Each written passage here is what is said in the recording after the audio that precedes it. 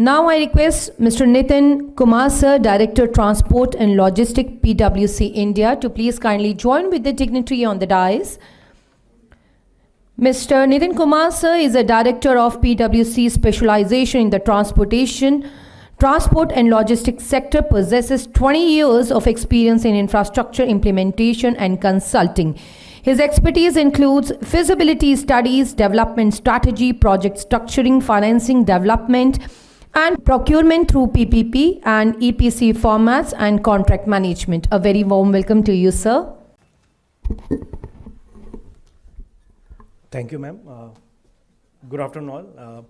Being a paucity of time, we will be making a very brief note, and I would like to structure my presentation around three key areas. First would be, we'll speak about the quantum of the infrastructure we are talking about. What's that in terms of the investment sizing?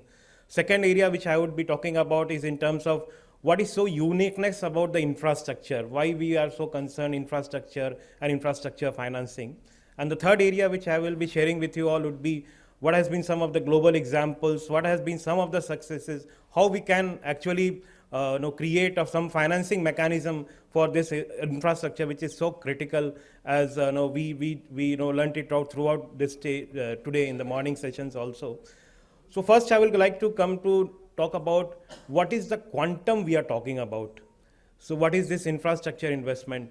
The National Infrastructure Pipeline talks about more than 100 lakh crore investments between 2021-2025. We look at mega projects like DFC, like high speeds, again more than 100 lakh crores. The metro systems itself talks about more than 50 lakh crore, which is to be invested in the next 10 years to realize the aspirations as per the metro policy, the need for the urban transportation support and all. The government recently came about 10,000 electric buses. It envisages 50,000 crores of investment. So that's the quantum we are all talking about. It's a lakh crore investments, and the quantum itself suggests that we need to be very sure about how this investment has to be planned, where this all infrastructure projects have to be come in. So that's very critical area about the infrastructure, the sizing, the capacity, the phasing of that infrastructure. Second part is what is so unique about that infrastructure story that we are talking about. Remember, these infrastructure projects are very unique, very different from other manufacturing or other type of investments that has been done. So typically infrastructure projects have a very large cycle. So when we talk about an infrastructure project, we can categorize it into primarily 4 phases. So first phase is the conceptualization phase, where the planning is being made. Second phase is the development and the procurement stage, where we reach a stage where we are convinced that the DPR is ready, so we have the necessary finances. Now we can go for the procurement as per the structuring of the project we have envisaged. The third critical phase is the implementation. So the implementation is again a very critical phase, because the planning, the investment that you have envisaged, that has to be realized through the implementation phase. Then comes about the last phase, which is the maintenance, the operation and maintenance, and very rightly said earlier in our earlier sessions that why right to repair is so critical part of the investment, so critical part of the infrastructure. Remember, as we move into Delhi, if we look at the Delhi metro systems, it is reaching around 15 years of maturity level, and we are now looking at all these coaches which are being refurbished. So remember, the maintenance part is so critical about it. So that infrastructure story we can split into these 4 areas. Planning, very critical, very important in terms of as we in our earlier sessions also we learned the national Prime Minister National Gati Shakti Master Plan. So how the different layers of the infrastructure comes up integrated manner. So we need not only to have a power, we need to have road, rail networks, we need to see that how the forest areas, the environment, the sustainability part of the infrastructure development is taken care of.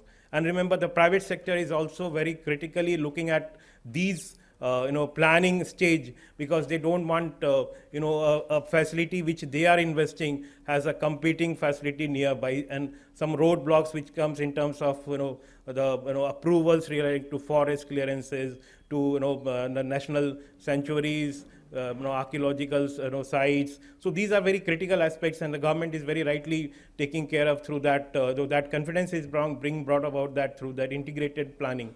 So that's the critical part during the planning phase of it. So when we come to the why this the financing is so critical. Remember, this infrastructure projects, they take typically 3 to 5 years of a cycle to reach a procurement stage. So when we conceptualize, plan, we have a procurement system to follow. So that's a 5-year journey that typically an infrastructure project takes place.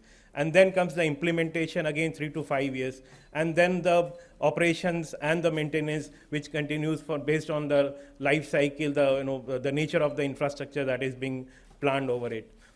So we have seen these infrastructure investments, they have a financing period of say 10 to 15 years. So that's the quantum of the payback, which we say crudely, if we say about the payback period. So that's something that it requires around 10 to 15 years of a lender to get its money back, and which also may have some sort of a moratorium period of say, like earlier we mentioned about a 1-year moratorium. So it can be a 2 to 3 years of a moratorium period also. That's how infrastructure financing is so critical, so difficult, though challenging, and how we can overcome those the challenges around infrastructure financing. Typically, we have seen some of the very innovative infrastructure financing in India itself is that Konkan Railway, it had its infrastructure bonds issued for the first time for financing an infrastructure project. So that's one way of looking at it.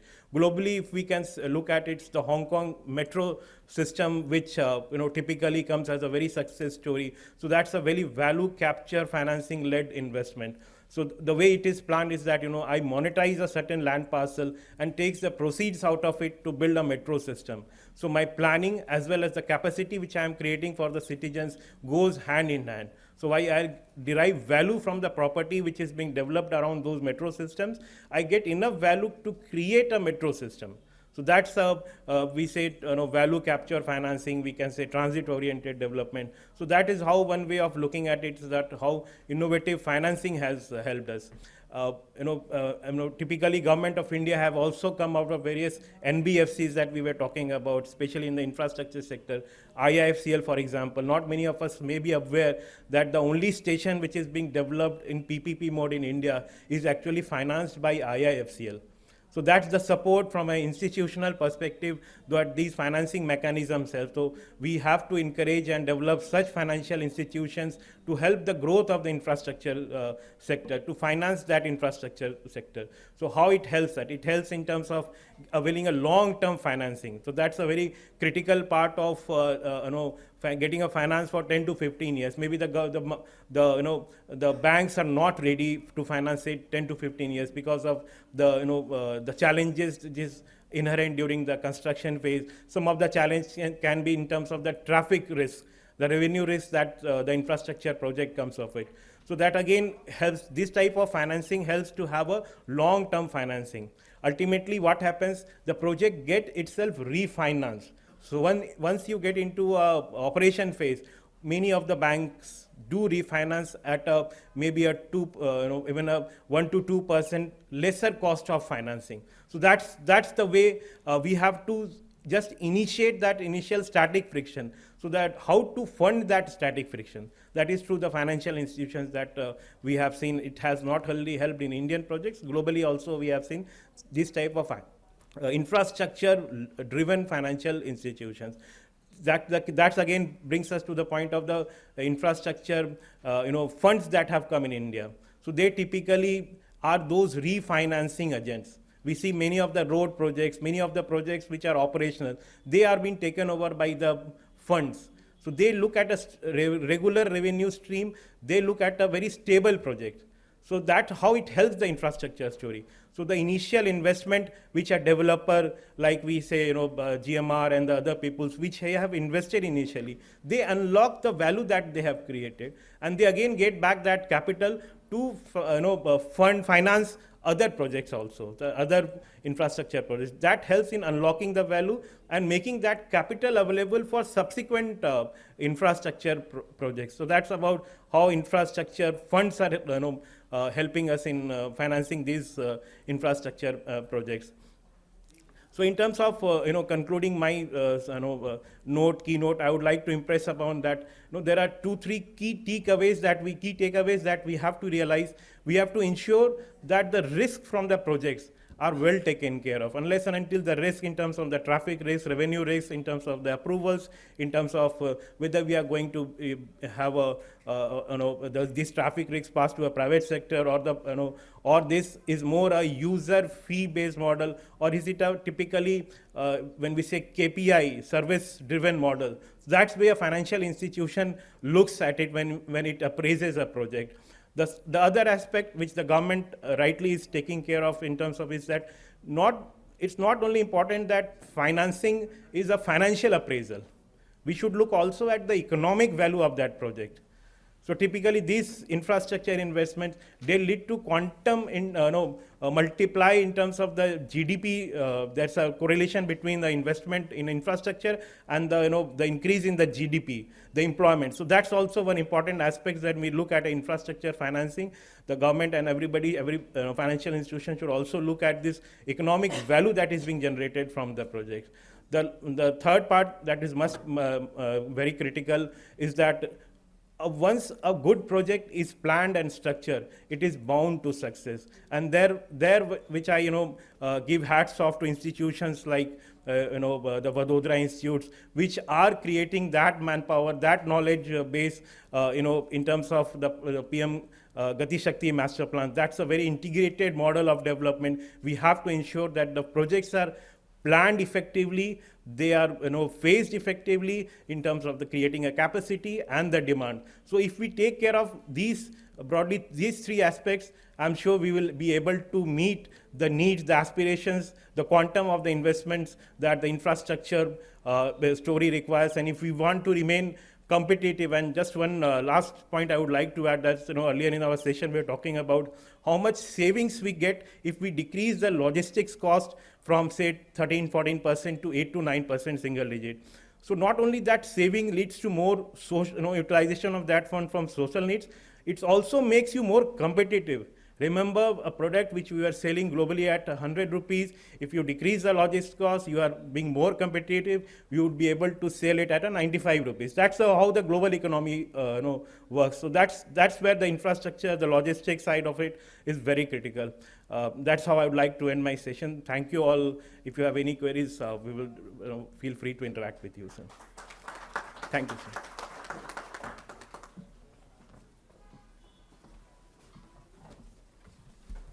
Thank you so much, Nitin sir. Now I request Shrimati Mamta Shah ma'am, MD and CEO of Urban Infra Group, to please kindly present the memento to our honorable dignitaries on the dais.